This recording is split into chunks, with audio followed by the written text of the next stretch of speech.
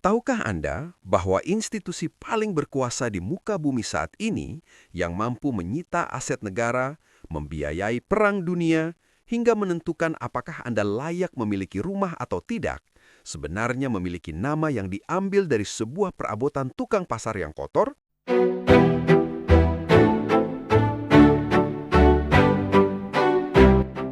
Kita sering membayangkan bank sebagai gedung pencakar langit dengan kaca berkilau, petugas keamanan berjas, dan brankas baja yang tak tertembus. Namun, sejarah seolah menertawakan imajinasi kita. Kata bank sebenarnya berasal dari bahasa Italia kuno, banco, yang secara harfiah berarti bangku atau meja kayu. Ya, hanya sebuah bangku kayu panjang. Di masa lalu, jika seorang bankir gagal membayar hutangnya atau melakukan kecurangan, warga yang marah akan menghancurkan bangku kayunya hingga berkeping-keping di tengah pasar. Peristiwa penghancuran bangku ini disebut bankarotta, bangku yang rusak. Dan dari sanalah lahir istilah yang paling ditakuti oleh setiap pengusaha hari ini, bangkrut. Mari kita hapus sejenak bayangan Anda tentang bankir sebagai pria rapi berdasi di kawasan elit Wall Street. Mari kita kembali ke Italia abad pertengahan, tepatnya di kota Florence, Venesia, dan Genoa.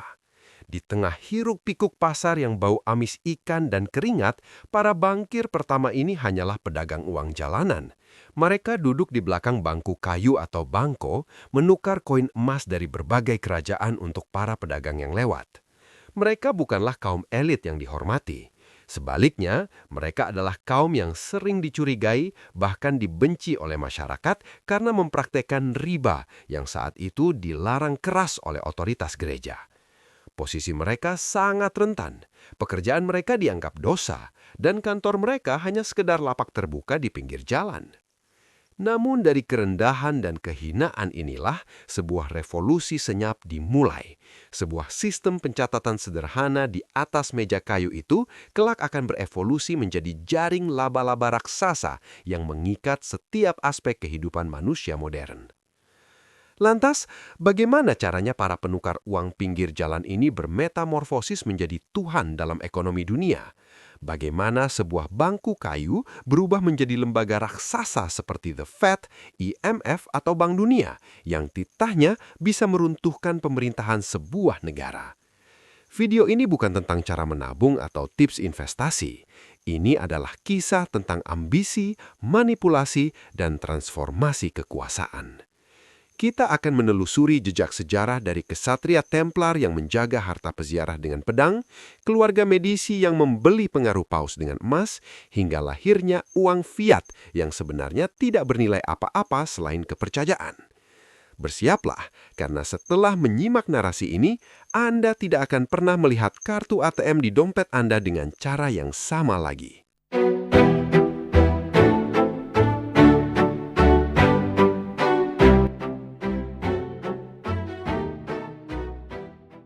Ironisnya, sistem perbankan internasional pertama tidak diciptakan oleh akuntan berkacamata yang duduk di belakang meja, melainkan oleh para pembunuh berdarah dingin, kesatria Templar.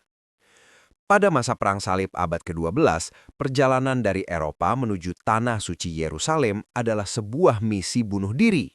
Membawa kantong emas untuk bekal perjalanan sama saja dengan mengundang perampok untuk menggorok leher Anda di tengah jalan.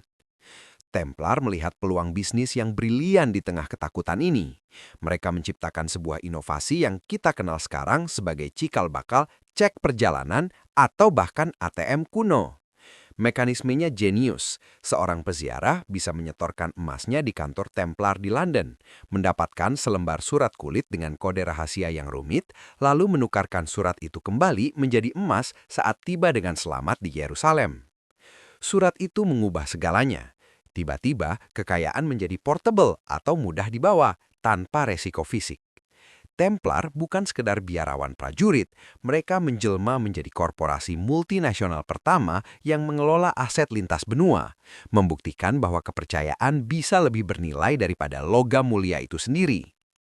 Setelah era Templar berakhir, tongkat estafet kekuasaan finansial berpindah ke Italia, tepatnya kepada sebuah keluarga yang namanya kini identik dengan kemewahan dan intrik politik, The Medici.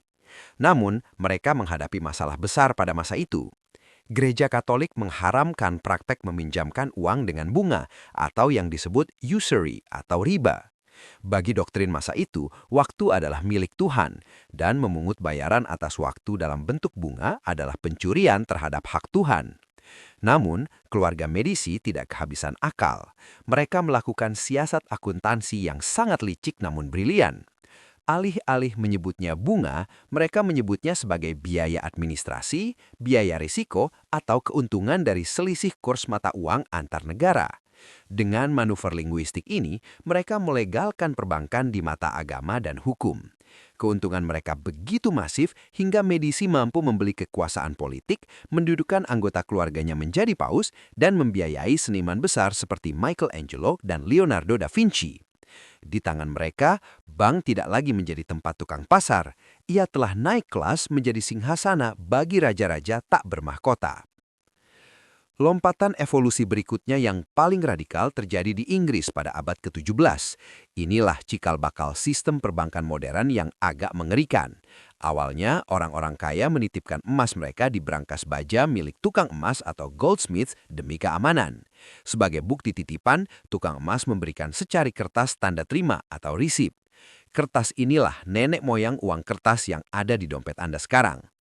Namun, para tukang emas yang cerdik menyadari satu pola perilaku manusia. Nasabah jarang sekali menarik semua emas mereka secara bersamaan dalam satu waktu. Emas itu hanya duduk diam berdebu di dalam brankas gelap. Timbullah ide yang revolusioner. Tukang emas mulai meminjamkan uang dalam bentuk kertas tanda terima melebihi jumlah emas fisik yang sebenarnya mereka miliki di brankas. Mereka menciptakan uang dari ketiadaan. Inilah lahirnya konsep fractional reserve banking. Selama semua nasabah tidak meminta emasnya kembali secara serentak atau bank run, sistem ini membuat ekonomi bertumbuh pesat karena kredit mengalir deras. Namun, ini juga berarti uang yang kita pegang hari ini sebenarnya adalah ilusi yang ditopang oleh janji, bukan oleh emas fisik yang nyata.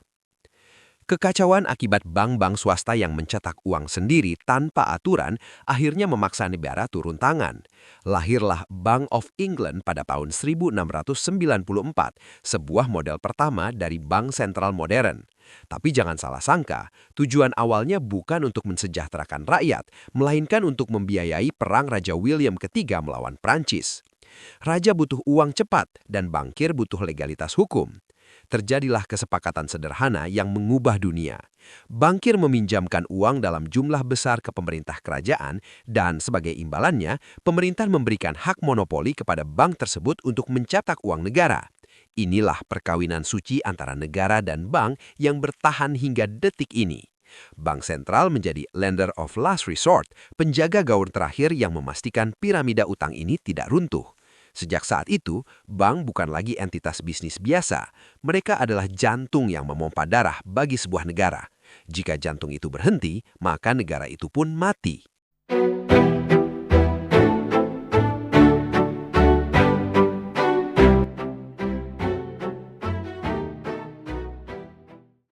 Perubahan paling radikal dalam sejarah perbankan modern terjadi pada tahun 1971 ketika Presiden Amerika Serikat Richard Nixon mengambil keputusan yang mengguncang fondasi ekonomi dunia. Ia melepaskan keterikatan dolar Amerika terhadap standar emas. Sejak detik itu, uang yang kita gunakan berubah wujud secara fundamental. Ia bukan lagi sertifikat kepemilikan emas yang nyata, melainkan fiat money, uang yang nilainya hanya didasarkan pada dekrit pemerintah dan utang semata. Hari ini, bank tidak perlu lagi memiliki tumpukan emas di gudang bawah tanah untuk meminjamkan uang kepada Anda. Ketika Anda mengajukan KPR atau membuat kartu kredit, bank cukup mengetik deretan angka di layar komputer dan voila, uang tercipta dari udara kosong. Kita hidup dalam sebuah sistem di mana 97% uang yang beredar di dunia ini sebenarnya hanyalah data digital di server bank, bukan uang fisik. Bank bukan lagi sekedar perantara penitipan uang, mereka adalah penyihir yang memegang kendali penuh atas ilusi kemakmuran dunia. Kekuasaan absolut yang tanpa kontrol ini pernah membawa dunia ke jurang kehancuran pada tahun 2008. Bank-bank raksasa di Wall Street karena didorong oleh keserakahan yang tak terbendung mempertaruhkan uang nasabah dalam instrumen investasi berisiko tinggi yang disebut subprime mortgage. Ketika gelembung spekulasi itu pecah, ekonomi global runtuh seketika. Jutaan orang kehilangan rumah, pekerjaan, dan tabungan masa pensiun mereka lenyap dalam sekejap. Namun, apa yang terjadi pada para bankir yang menyebabkan kekacauan ini? Sebagian besar dari mereka tidak dipenjara. Justru sebaliknya, pemerintah menggunakan uang pajak rakyat untuk menyelamatkan bank-bank tersebut dengan alasan too big to fail atau terlalu besar untuk runtuh. Ini adalah bukti nyata yang menyakitkan bahwa dalam hierarki dunia modern, posisi bank duduk lebih tinggi daripada negara itu sendiri. Keuntungan diprivatisasi untuk memperkaya segelintir orang, tetapi kerugian disosialisasi untuk ditanggung oleh kita semua. Dari bangku kayu yang kotor dan rapuh di pasar Italia abad menengah kini, mereka telah bertransformasi menjadi arsitek tak terlihat yang merancang nasib peradaban manusia. Bank memungkinkan kita membangun gedung pencakar langit, membiayai inovasi teknologi, dan memiliki rumah impian. Namun di sisi lain, mereka juga menjerat kita dalam siklus utang yang tak berujung, menjadikan kita pekerja seumur hidup demi membayar bunga dari uang yang diciptakan dari ketiadaan. Sejarah bank adalah sejarah tentang kepercayaan. Pertanyaannya sekarang, apakah bangku itu masih kokoh untuk kita duduki, ataukah kaki-kakinya mulai retak? Terima kasih telah menelusuri sejarah uang dan kekuasaan bersama Teori Manusia. Jika video ini membuat Anda melihat saldo rekening dan kartu kredit Anda dengan tatapan yang berbeda, jangan lupa tekan tombol like. Saya ingin mendengar opini jujur Anda di kolom komentar. Apakah Anda percaya sistem perbankan saat ini sudah adil, atau kita membutuhkan sistem keuangan baru yang lebih transparan? Tuliskan pendapat Anda dengan bijak.